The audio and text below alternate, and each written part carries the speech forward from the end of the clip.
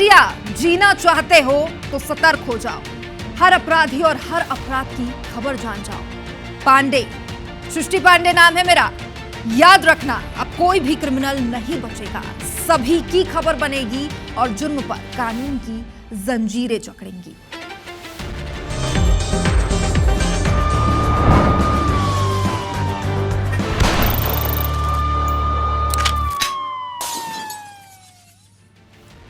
वो उससे बेहद अदब से पेश आती थी, खाना लेकर आती थी, बेहद अच्छी अच्छी बातें करती थी। उसे लगा पड़ोसी है, अच्छा नेचर होगा। यह सिलसिला लंबे समय तक चला। अचानक वो बेहोश हो जाता है। जब उसे होश आता है, वो बिना कपड़ों के होता है। कैसे? देखिए।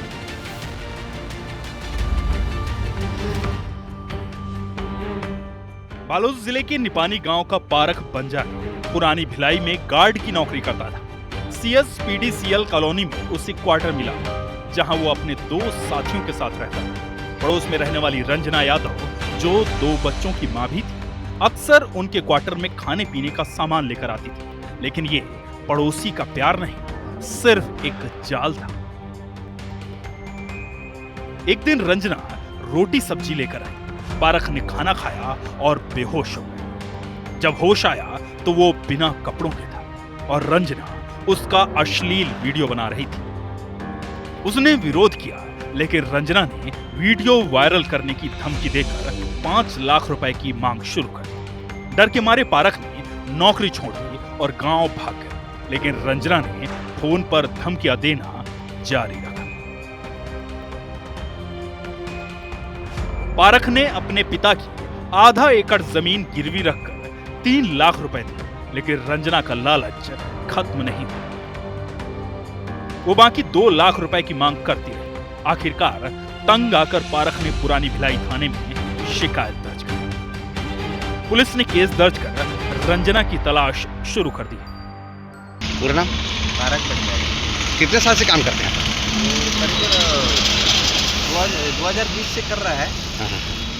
पूर्व ठेकेदार जो चला गया है, उससे पहले से कर रहा है। इसके बारे में मेरे को ज़्यादा कुछ जानकारी नहीं है। मार्च के अंतिम सप्ताह में आरोपियों के द्वारा उसे खाना लाकर दिया गया, जिसे खाने के बाद प्रार्थी बेहोश हो गया और उसने अश्लील फोटो और वीडियो बना ली। मई में उसे ब्लैकमेल करने लगे। जाके उसने थाने में रिपोर्ट दर्ज कराई है। इसमें थाना में अपराध पंजीबद्ध कर विवेचना में लिया गया है और धारा 308(2), 351(2) BNS के तहत कार्रवाई की गई है। ये कहानी प्यार के नाम पर धोखे और ब्लैकमेलिंग की खौफनाक साजिश को उजागर करती है। सवाल यह है कि रंजना यादव, जो पहले भी जामुल और छावनी थाने में विवादों में रह चुकी है, क्या पुलिस के हत्थे चढ़ पाएगी या फिर यह सस्पेंस और गहरा होगा? कोमल धनेसर, IBS24, भिलाई।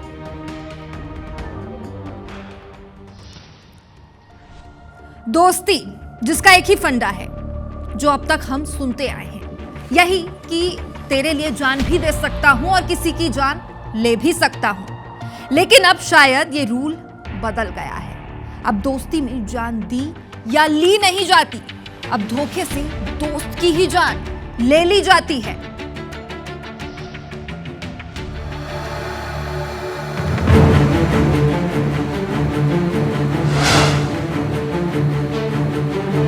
धमतरी के बठेना वार्ड में बीती रात एक ऐसी घटना घटी जिसने पूरे इलाके को हिलाकर रख दिया। नहर किनारे हुए इस क्राइम में यशवंत ध्रुव ने अपने ही दोस्त हीरेंद्र साहू की पत्थर से सिर कुचलकर हत्या कर दी। सूचना मिलते ही पुलिस मौके पर पहुंची और जांच के बाद आरोपी यशवंत ध्रुव को गिरफ्तार कर लिया। पूछताछ में यशवंत ने बताया कि मृतक हीरेंद्र साहू और उसके भाई शिवा ध्रुव के बीच पुरानी रंजिश थी। हीरेंद्र ने कथित तौर पर यशवंत के भाई को जान से मारने की धमकी दी थी। इसके बाद यशवंत बदला लेने की फिराक में था। बीती रात नहर किनारे दोनों की मुलाकात हुई, जहां बातचीत विवाद में बदल गई। गुस्से में आकर यशवंत ने पत्थर उठाया और हीरेंद्र के सिर पर ताबड़तोड़ वार किए, जिससे उसकी मौके पर ही मौत हो गई। पत्थर से मारा है मेरे भाई के सर को। वो ना सुबह मतलब रात में ना खाना वाना खाया, ठीक है, और घर से निकला ना, तो फिर उसके बाद ना मेरे पापा ना उसको ना देखने के लिए आया था उसको। मेरे को रात में 1 बजे पता चला है ऐसा सब बात है बोल के, मैं उसके सामने करके आया हूँ। मैं चाहता हूँ कि ना कड़ी से कड़ी सजा उसको हो सके तो फांसी तक को मैं दिलवाऊंगा उसको मैं, ताकि उसको पता चले कि जान के बदले जान कैसा होता है। इस वारदात ने पूरे बठेना वार्ड में सनसनी फैला दी। स्थानीय लोगों में डर और गुस्से का माहौल है। पुलिस अब इस रंजिश की जड़ तक पहुंचने के लिए पुराने विवादों की जांच कर रही है। अपने घर से घूमने जा रहा हूँ, तक निकला था, जो 12 साढ़े 12 बजे आसपास जो है आरोपी यशवंत ध्रुव के द्वारा उसके सिर में पत्थर से वार कर उसकी हत्या कर दी गई। जो इसमें मामले में FIR दर्ज कर आरोपी को गिरफ्तार कर लिया। इस घटना ने दोस्ती जैसे रिश्ते पर सवाल खड़े कर दिए हैं। धमतरी पुलिस इस मामले की हर कड़ी को जोड़ने में जुटी है ताकि सच सामने आ सके। आरोपी यशवंत ध्रुव को अब कोर्ट में पेश किया जाएगा, जहां उसे अपने किए की सजा मिलेगी। देवेंद्र कुमार मिश्रा, IBC 24, धमतरी।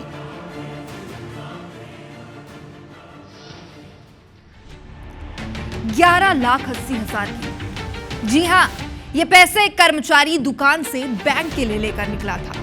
वो बैंक तक पहुंचता उससे पहले ही ये पैसे उससे लूट लिए गए। पुलिस में शिकायत हुई, जांच भी हुई, लेकिन जब इस लूट का पर्दाफाश हुआ तो सबके होश उड़ गए।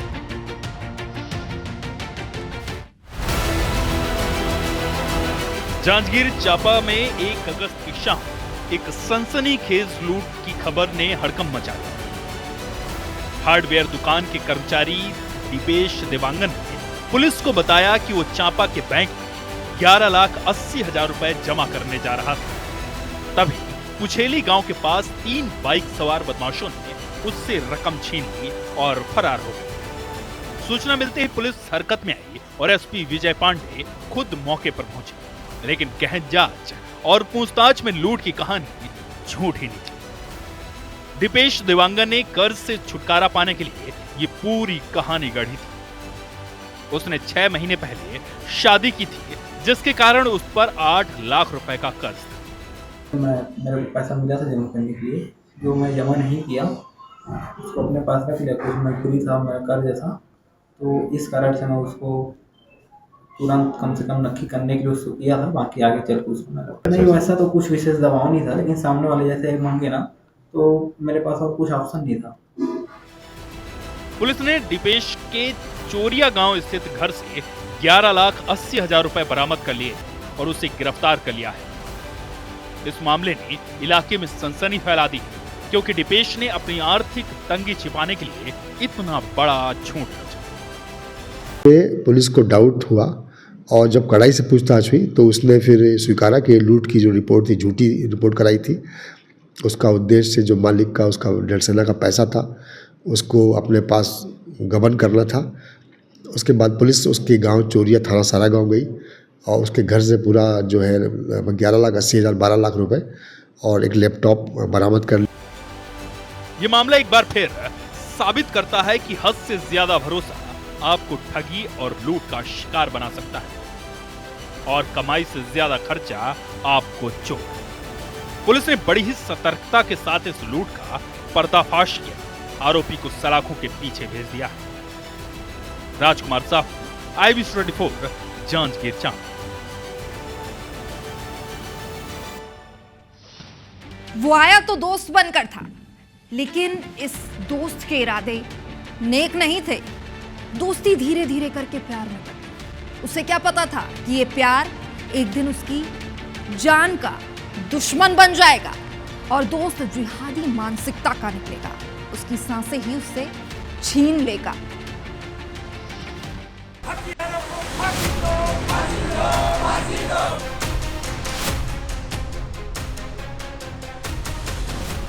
ये बुरहानपुर के नावरा गांव की रहने वाली भाग्यश्री थी, जिसकी चाकू से गोदकर हत्या कर दी गई। हत्या का आरोप रईस नाम के मुस्लिम युवक पर लगा है, जो महिला का पहले से परिचित बताया जा रहा है। घटना शुक्रवार रात की बताई जा रही है। आरोपी मुस्लिम है, इसलिए लव जिहाद की आशंका भी जताई जा रही है। हालांकि पुलिस के मुताबिक दोनों के बीच लंबे समय से संबंध थे और हाल के दिनों में आपसी विवाद गहराता जा रहा था। हत्या की जानकारी मिलते ही नेपानगर थाना और नावरा चौकी की पुलिस मौके पर पहुंची और आरोपी को गिरफ्तार किया। तो पुलिस को जैसे सूचना मिली, पुलिस तुरंत पहुंची है, उसको हॉस्पिटल भी भेजा है क्योंकि उसकी मृत्यु हो गई है। उसमें हत्या का प्रकरण और एट्रोसिटी एक्ट का प्रकरण किया है। इसका एक रईस नामक युवक के साथ में काफी समय से संपर्क भी था, आपस में विवाद भी होने लगा था। की घटना के प्राथमिक कारणों में चीजें आई। जब महिला का शव पोस्टमार्टम के लिए जिला अस्पताल भेजा गया तो अस्पताल में हिंदू संगठनों के पदाधिकारी भी बड़ी संख्या में पहुंच गए। हालात को देखते हुए 2 थानों की पुलिस तैनात करनी पड़ी। वही घटना के विरोध में हिंदू संगठन ने नावरा का बाजार भी बंद करवा दिया। हिंदू संगठन का आरोप है कि ये सिर्फ हत्या नहीं, ये लव जिहाद और धर्मांतरण से जुड़ा सीधा मामला है। आरोपी के घर और दुकान पर बुलडोजर चलाना चाहिए। वहीं मृतका की बहन ने आरोपी पर धर्म बदलने और शादी का दबाव डालने का आरोप लगाया है और उसे फांसी देने की मांग की। ये लव जिहाद का मामला है, जिसे भाग्यश्री बहन जो एक हिंदू बहन थी, रईस नामक युवक ने उसकी रात्रि में उसके घर में घुसकर चाकू से उसका गला काटकर उसकी हत्या कर दी। क्योंकि उसके ऊपर वो धर्मांतरण का, धर्म परिवर्तन का आरोप मतलब उसके ऊपर दबाव बना रहा था जो वो उससे शादी करे, और जब उसने ये स्वीकार नहीं किया तो इन्होंने गला घोटकर उसकी रात में चाकू मारकर उसकी हत्या कर दी। ये पिछले 1-1.5 महीने से चल रहा था। इन्होंने 3 दिन पहले नावरा चौकी में शिकायत भी की थी, क्योंकि उस शिकायत करने के बाद भी उसको अरेस्ट करने के बाद वहाँ से छोड़ दिया गया। शायद प्रशासन उस समय बहुत कड़ी कार्रवाई कर लेता तो एक हिंदू बहन नहीं मर पाती। मेरे को कुछ नहीं, मेरा बड़ा लड़के ने मुझे बताया कि मम्मी उसको अंदर करे, और उन्हें वो छोटी बहन ने, ऐसा मौसी ने बोली है कि भैया मेरा ये नाम लेता है, मेरे को रोकता है, मेरे से लड़ाई करता है, मेरे बाल पकड़ता है, मारता है मुझे। रात के 11 बजे दीवार कूद के, मेरी माँ अकेली दिमाग से थोड़ा वो है, मेरा लड़का है, दीवार कूद के, अब वो कई बाथरूम जा रहा तो उसने एकदम से घर में घुस के उसकी गर्दन काट डाला। फिलहाल पुलिस ने आरोपी के खिलाफ हत्या, एट्रोसिटी एक्ट समेत गंभीर धाराओं में मामला दर्ज किया है। वहीं पुलिस पूरे मामले की जांच लव जिहाद और धर्मांतरण के एंगल से भी कर रही है। अब देखना होगा कि आगे क्या खुलासा होता है। दिलीप नागौरी, IBC 24, बुरहानपुर। हाईटेक लुटेरे, जी हाँ, लोरमी की स्टोरी बेहद चौंकाने वाली है, क्योंकि यहाँ जो लूट हुई उसने पुलिस के होश फाख्ता कर दिए। ये चोर पहले चोरी करते हैं, फिर सबूतों को बड़ी ही सफाई से मिटा देते हैं और फिर फ्लाइट बुक करते हैं, दिल्ली चले जाते हैं। आखिर पुलिस ने इसका कैसे खुलासा किया, देखिए।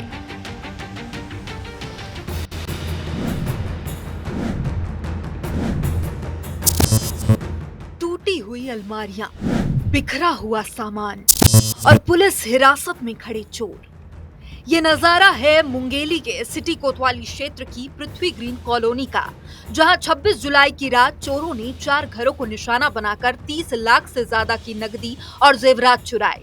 मकान मालिकों को अगले दिन घर लौटने पर चोरी का पता चला।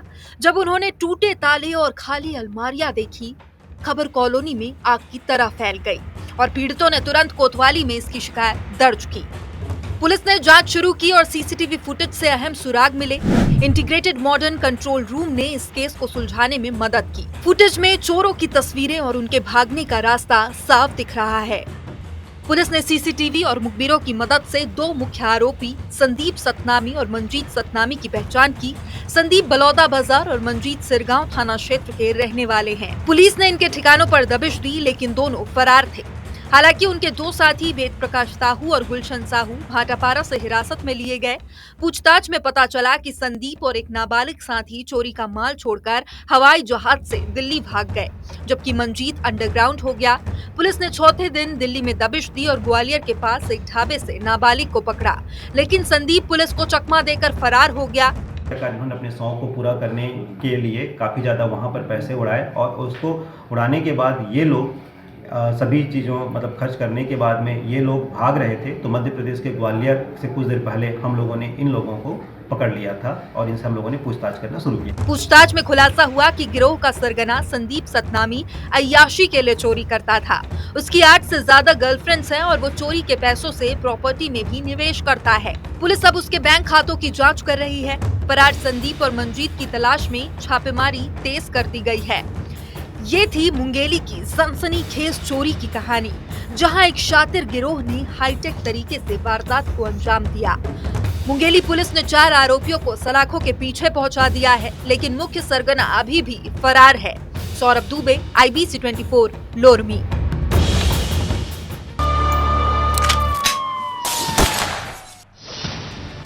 रायपुर में चाकू समेत कई हथियारों के साथ बदमाश रील बना रहे हैं, साथ ही लोगों को धमकी भी दे रहे हैं। भोपाल के MD ड्रग्स मामले में एक और एक्शन की तैयारी है। शारिक मछली के तालाब के ठेके प्रशासन रद्द करेगा। शारिक मछली आरोपी यासीन का रिश्तेदार है। शहडोल में ग्राहक बनकर ज्वेलरी दुकान में चोरी की घटना को अंजाम दिया गया। CCTV के आधार पर जांच की जा रही है। सागर में 2 सगे भाइयों की हत्या मामले में 12 आरोपियों को आजीवन कारावास की सजा सुनाई गई। कोर्ट ने कारावास के साथ उन्हें 34,000 रुपए का अर्थदंड भी लगाया। रीवा में व्यापारी से 50,000 रुपए की लूट की गई। बाइक सवार 3 बदमाशों ने लूट की। रुपयों से भरे बैग लेकर बदमाश फरार हुए। देवास में 2 मासूम बच्चों की संदिग्ध परिस्थितियों में मौत हुई। दोनों बच्चे सोए हुए थे जो सुबह उठे ही नहीं। पुलिस मामले की जांच में जुटी है। विदिशा के शमशाबाद पुलिस ने ब्राउन शुगर की तस्करी करते हुए आरोपी को गिरफ्तार किया। जब्त ब्राउन शुगर की कीमत 1.5 लाख रुपए बताई जा रही है।